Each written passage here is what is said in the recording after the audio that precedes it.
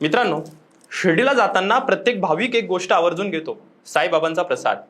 तो पेढा हातात घेताना डोळे मिटतात, मन भरून येतं, श्रद्धा उचंबळून येते. पण त्याच पेढ्यात जर युरिया असेल तर, डिटर्जंट असेल तर, फॉर्मॅलिन असेल तर, तेच केमिकल जे प्रेत टिकवण्यासाठी वापरतात आणि तेच जर तुमच्या प्रसादात असेल तर, हे ऐकून का अंगावर काटा आला ना? आला ना? यायलाच हवा. कारण हे कुठल्याही सिनेमाची कथा नाहीये, हे शिर्डीत खरोखर घडत आहे आणि घडत होतं. लाखो भाविकांच्या श्रद्धेशी, त्यांच्या जीवाशी हा खेळ वर्षानुवर्ष सुरू होता. आणि सगळ्यात संतापाची गोष्ट म्हणजे FDA ला माहित होतं, नगरपालिकेला सुद्धा माहित होतं, तरी कुणी हात लावला नाही. मग आता कारवाई कशी झाली? कोण आलं आणि हे सगळं बंद करायला कोणी लावलं? आणि या पेढ्यात नेमकं काय काय मिसळलेलं होतं? आजच्या या व्हिडिओमधून आपण नक्की हे सर्व गोष्टी उलगडणार आहोत. शेवटपर्यंत व्हिडिओ नक्की बघा, कारण हे तुमच्या घरच्यांच्या आहेत, प्रत्येकाच्या जीवाचा प्रश्न आहे, हा श्रद्धेचा प्रश्न आहे. नमस्कार, मी आपल्या सर्वांचा मित्र अक्षय ताटे आणि आपण बघतायत सत्य पे सत्ता. प्रश्न तुमचे, आवाज आमचा. मित्रांनो, शिर्डी म्हणजे महाराष्ट्राचं श्रद्धास्थान. दररोज लाखो भाविक येतात, साईबाबांचं दर्शन घेतात आणि परत जातात. आणि पण जाताना घरच्यांसाठी, नातेवाईकांसाठी, मित्रांसाठी प्रसाद घेतात. त्या प्रसादाच्या दुकानांकडे जरा नजर टाका. फुटाफुटावर दुकान आहेत, शेकडो दुकान आहेत. पेढा, बर्फी, खडी साखर, काजू, रेवड्या, सगळं अगदी आकर्षक पॅकिंग मध्ये. कंदी, देशी पियर असं गोंडस नाव, रंगीबेरंगी लेबल. भाविक विश्वासाने खरेदी करतात, पण त्या पॅकिंगवर उत्पादकाचं नाव आहे का? नाही. बरं, उत्पादनाची तारीख आहे का? तर बिलकुल नाही. बरं, एक्सपायरी डेट आहे का? ती पण नाही. बरं, बॅच नंबर तरी? ते पण नाही. फक्त एक चकचकीत लेबल आहे आणि आतमध्ये टणक बुरशीयुक्त पेढा आहे. एसी दुकानात विकला जाणारा पण आतमध्ये सडलेला. शेकडो तक्रारी आल्या होत्या FDA कडे. तोंडी तक्रार, लेखी तक्रार, वेबसाईटवर तक्रारी. पण नगरचा FDA विभाग हा झोपलेला होता. शिर्डी नगरपालिका झोपलेली होती, कारण हे सगळं झोपेचं सोंग घेत होते आणि त्यांची झोप कृत्रिम होती आणि नाटकी होती. आता सांगतो, या पेढ्यात नेमकं काय असतं. 1 किलो शुद्ध खवा तयार करायचा म्हणजे 4 ते 5 लिटर दूध लागतं आणि आटवावं लागतं. 6 ते 8 तास आटवावं लागतं. वीज लागते, गॅस लागतो, ट्रान्सपोर्टेशन लागतं, डीलर, सब डीलर सगळं धरलं तर 1 किलो खवा हातात येईपर्यंत किमान 600 ते 800 रुपये लागतात. हे साधं गणित आहे. पण बाजारात खवा मिळतो 200 ते 300, 400 रुपयांना. हे कसं शक्य आहे हो? शक्य आहे जेव्हा त्यात दूधच नसतं.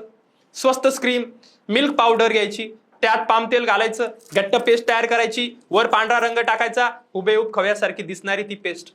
त्यात मैदा घालतात, स्टार्च घालतात, शिजवलेले बटाटे घालतात, रताळे घालतात, म्हणजे वजन वाढवतात त्याला. आणि तो पेढा जास्त काळ टिकावा म्हणून त्यात टाकतात युरिया, डिटर्जंट पावडर, फॉर्मॅलिन, तेच केमिकल जे मुर्दा घरात प्रेत टिकवण्यासाठी वापरतात. हो, तेच विष. आणि शरीरात गेलं की स्लो पॉयझन सारखं ते काम करतं. आपण जे खातो ते हळूहळू आतून किडनी, लिव्हर, पोट सगळ्यावर परिणाम होतो. आणि हेच विष साईबाबांच्या प्रसादाच्या नावाखाली तुम्हाला आम्हाला खायला दिलं जात होतं. तुमच्या मुलांना दिलं जात होतं, तुमच्या आई वडिलांना दिलं जात होतं. फक्त शिर्डीच नाही, शनी शिंगणापूर, मडी, मोठादेवी, देवगड, कोर्टान, खंडोबा, सिद्धटेक सारख्या आणि प्रत्येक देवस्थानच्या, महाराष्ट्रातल्या प्रत्येक तीर्थक्षेत्रावर हाच काळा धंदा सुरू होता वर्षानुवर्षे. आणि एक माणूस आला, तुकाराम मुंडे, अन्न व औषध प्रशासनाचे नवे आयुक्त. हे नाव ऐकलं की भेसळखोरांच्या पोटात आता सध्या गोळा येतोय. कारण हे नाव म्हणजे कारवाई, हे नाव म्हणजे दहशत, हे नाव म्हणजे जुगाड. बिलकुल नाही. सेटिंग तर बिलकुल नाही. मामला नाही. ते आले आणि 15 दिवसात महाराष्ट्र आदरला. दूध संकलनाचे फुगलेले आकडे जे वर्षानुवर्ष फुगवले जात होते, त्यातली हवा निघाली. 20 ते 30% दूध संकलन घटलं. म्हणजे एवढं बनावट दूध बाजारात येत होतं. वडापावच्या हातगाड्या बंद झाल्या, हॉटेलांनी पनीरचे पदार्थ बंद केले, गुटख्याच्या टपऱ्या बंद झाल्या. झोपेचं सोंग घेणाऱ्या FDAच्या स्थानिक अधिकाऱ्यांची झोप मात्र उडाली. महाराष्ट्रभर छापेमारी सुरू झाली आणि भेसळखोरांना पळता भुई थोडी झाली. आणि मग FDAचं पथक कुठे गेलं? शिर्डीत दाखल झालं. प्रसादाच्या दुकानावर धाडी पडल्या, पेढ्यांचे नमुने सील झाले, प्रयोगशाळेत पाठवले गेले. आता त्या रिपोर्टची वाट आहे आणि रिपोर्ट आला की दूध का दूध और पाणी का पाणी होईल. पण एक प्रश्न राहतोच, हे सगळं एका रात्रीत झालं नाही. वर्षानुवर्ष सुरू होतं. तक्रारी होत्या, पुरावे होते, FDA होती, नगरपालिका होती. मग कारवाई का नव्हती? कारण व्यवस्था विकत घेतलेली होती, अधिकारी पाळलेले होते. भेसळखोरांचं आणि बाबूंचं साटेलोट होतं. श्रद्धेच्या नावाखाली हा काळा धंदा सुरक्षित होता, कारण धर्माच्या नावाखाली कुणीही प्रश्न विचारायला दजावत नव्हतं. पण आता हे सहन होणार नाही. साईबाबांच्या शिर्डीत त्यांच्याच नावाच्या प्रसादात विष मिसळणाऱ्यांना कायद्याने पकडलं पाहिजे. कठोर शिक्षा झाली पाहिजे. FDAने फक्त शिर्डीच नाही, शनी शिंगणापूर, मढी, सिद्धटेक आणि प्रत्येक ठिकाणी जिथे जिथे तीर्थक्षेत्रावर कारवाई करावी. साईबाबा संस्थांच्या लाडू प्रसादातील तुपाची ही तपासणी व्हायलाच हवी. हे भाविकांचा हक्क आहे. मित्रांनो, श्रद्धा ठेवणं चुकीचं नाही, देवस्थानांना जाणंही चुकीचं नाही, पण आंधळेपणाने प्रसाद घेणं आता परवडणारं नाहीये.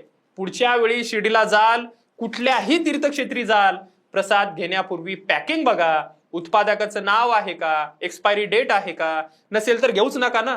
कारण त्या पेढ्यात काय आहे असं की ते खाण्यासारखं हे आता तुम्हाला माहित आहे. आता मी जे तुम्हाला सांगितलं, तुकाराम मुंडे सारखे अधिकारी येतात, कारवाई करतात, पण ही लढाई फक्त त्यांचीच नाहीये, ही लढाई तुमची आमची आहे.